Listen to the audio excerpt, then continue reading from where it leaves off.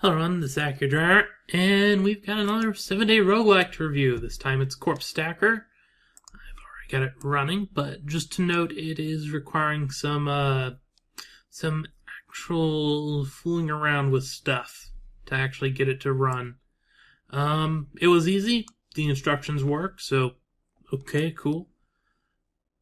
And hey, we've actually got a rest in this, unlike my previous ones. The aim is to stack 10 corpses, move with WASD or arrow keys, attack with WASD or arrow keys, rest with space.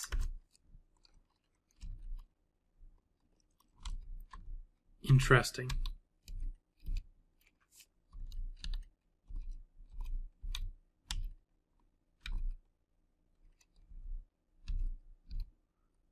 Oop. Huh. Oh, and it moves because it was a bigger screen. That's...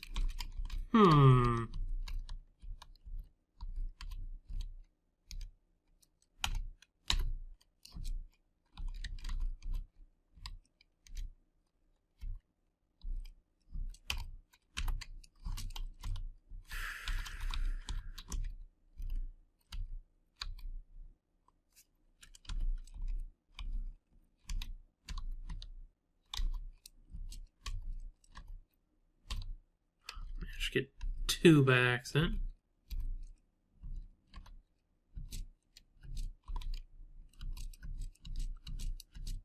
Looks like I don't want to move towards the zombies because then they'll just blunder into me, which is not desired.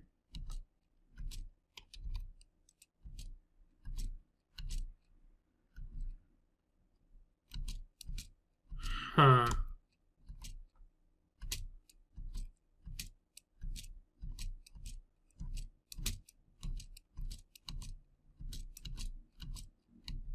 Yeah, these are definitely the dumbest zombies, as they aren't even aiming to do anything.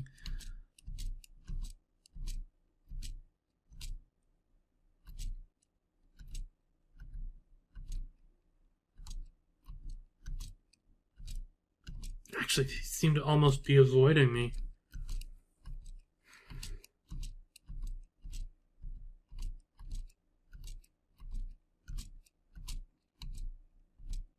Okay, at this point, they are clearly trying to avoid me. That won't last long, because we are very much running out of space for zombies to be.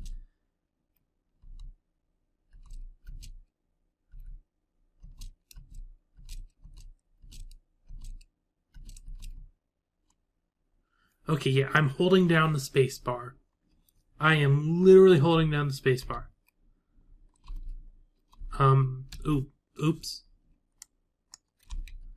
I should not have held down the space bar.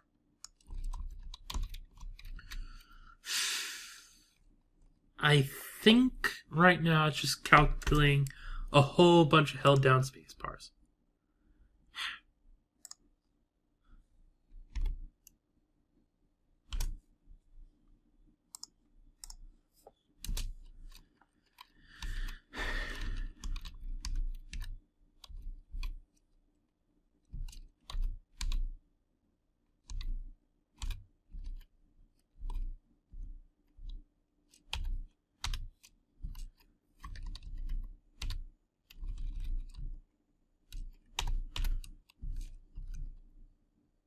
It looks like early on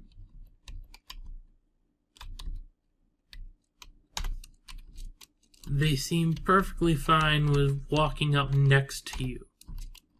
Seems like if I walk next to them, they're almost guaranteed to...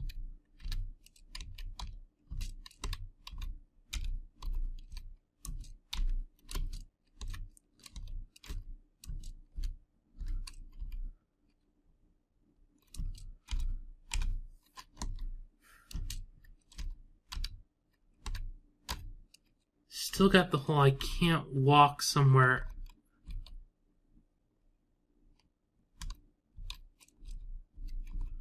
Oh, can you not walk past tiles of 2? That might be the problem that I was having. Because I wasn't able to walk there, which was weird. You can definitely walk past a tile of 1.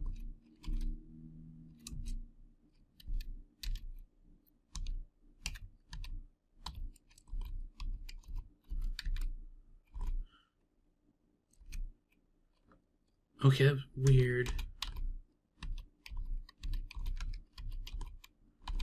You know, I can go back and forth there, but I couldn't go back and forth on the other. I could only go one way. This is feeling like a bug. Just a bit of a bug.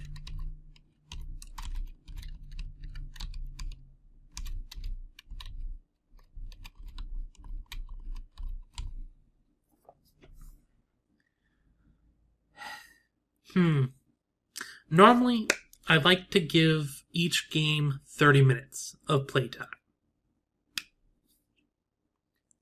I am not going to give this 30 minutes of playtime.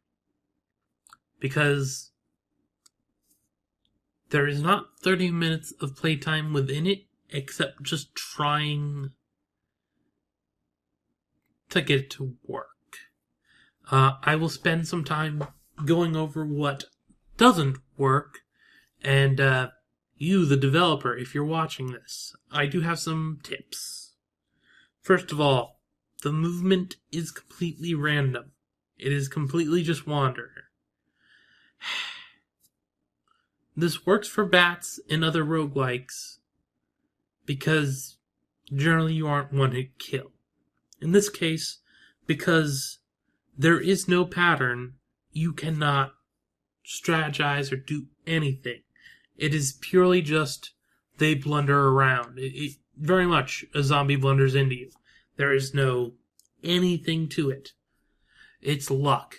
You could stand next to a zombie and wait a turn, and it might not go into you. Or maybe it does. I couldn't tell.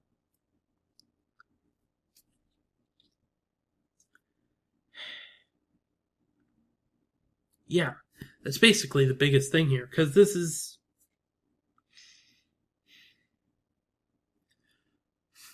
Well, let's talk about the review since we're thinking about it. Starting from the bottom this time, we'll go with roguelikiness. This is not a roguelike. This is a puzzle game. It's a puzzle game with too much randomness. If the zombies had some kind of pattern that they followed, or something like that, cool. It would have been better. As it is, where it appears to be completely just randomness.